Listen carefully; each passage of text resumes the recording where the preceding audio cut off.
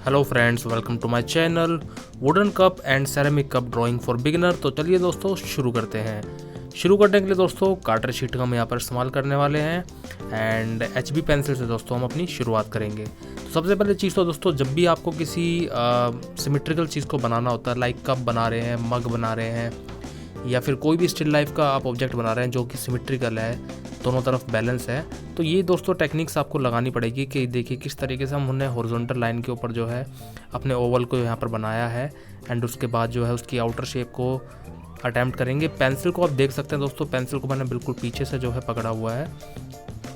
Sheet को आप इस तरीके से रोटेट कर सकते हैं सो डैट जो आपका ऑब्जेक्ट है वो सही तरीके से जो है बन पाए। बहुत सारी लाइंस बना रहे हैं, इस बात का ये मतलब नहीं है दोस्तों कि आपका ऑब्जेक्ट जो है बिल्कुल सिंगल लाइन में बन पाएगा, नहीं। ये सारी हेल्पिंग लाइंस, रेफरेंस लाइंस ज़रूरी हो जाती हैं जब भी आप किसी ऑब्जेक्ट को अटैम्प्ट करते हैं, सो डैट आप अच्छे तरीके से अपने ऑब्जेक्ट को बैलेंस कर पाएँ। तो ये देखिए, इन लाइनों को यूज़ करने का मतलब दोस्तों आप ये मत समझिएगा कि एंट्रेंस एग्ज़ाम में भी मान लीजिए आप इनको लाइनों को बनाते हैं तो आपके नंबर जो है कट होंगे, ऐसा कुछ नहीं होता है दोस्तों। आपको जो बात ध्यान रखनी है वो ये है कि आप जब भी किसी सिमेट्रिकल ऑब्जेक्ट को बनाएंगे उसके लिए रेफरेंस लाइन का यूज़ करते हैं तो उसमें कोई बुराई नहीं है। और अब ये देखिए HB पेंसिल से जो है दोस्तों हमने शेड करना यहाँ पर शुरू कर दीजिए।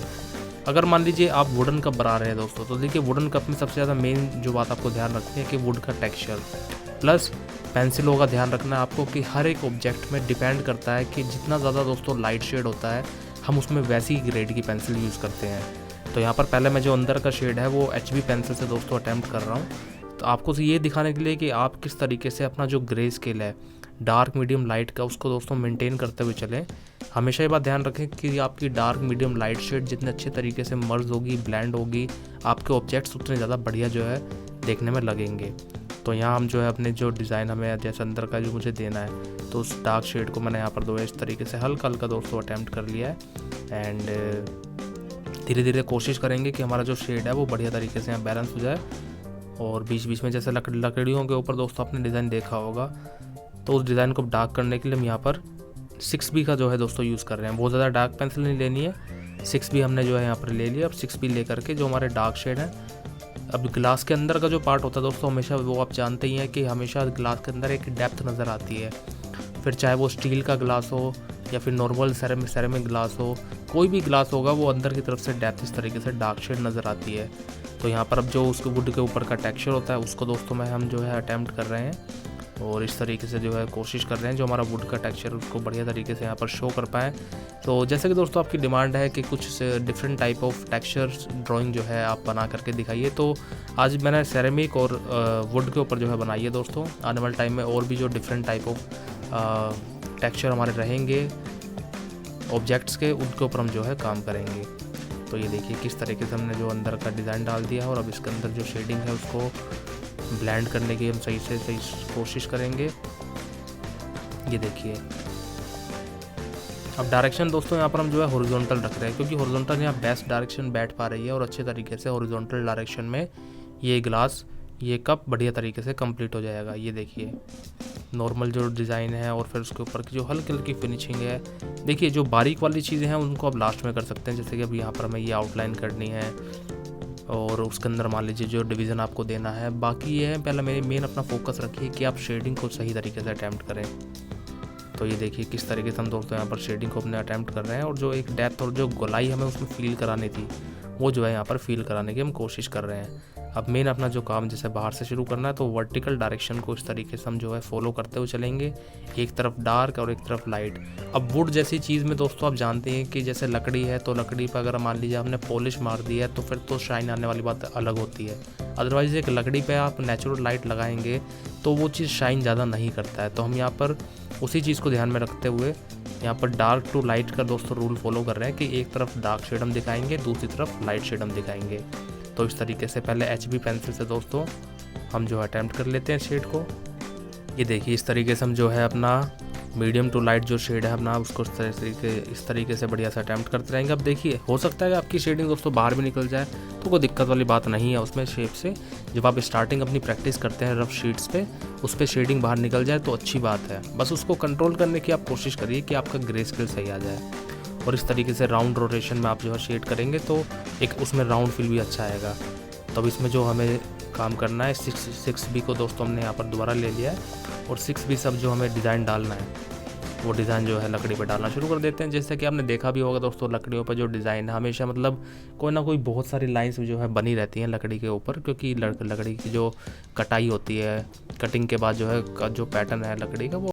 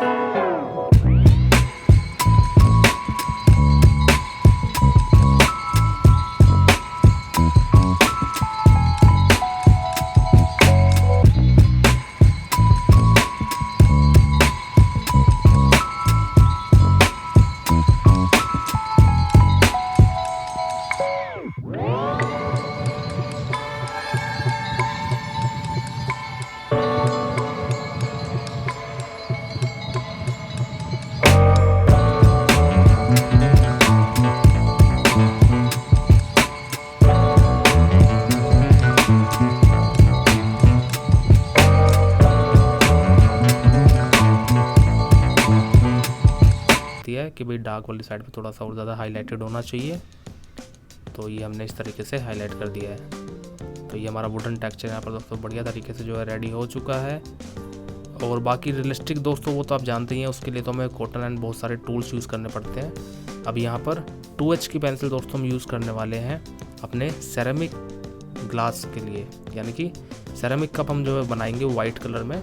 तो अगर मान लीजिए कोई ऑब्जेक्ट आपका वाइट है और शाइनी भी है तो उसको देखिए हमेशा पहले लाइट शेडिंग पेंसिल से जो है अटैम्प्ट करिए और शेड भी उसी से करिए।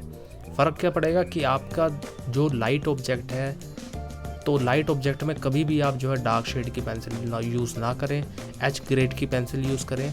लास्ट हो सकता है तो HB तक जाए, बस उससे ज़्यादा जो है डार्क शेड ना करें दोस्तों, वरना आपका जो ऑब्जेक्ट है वो ज़्यादा डार्क लगने लगता है और आपको जो एक कंपैरिजन दिखानी पड़ती है अपने ऑब्जेक्टों में वो आप नहीं दिखा पाते हैं।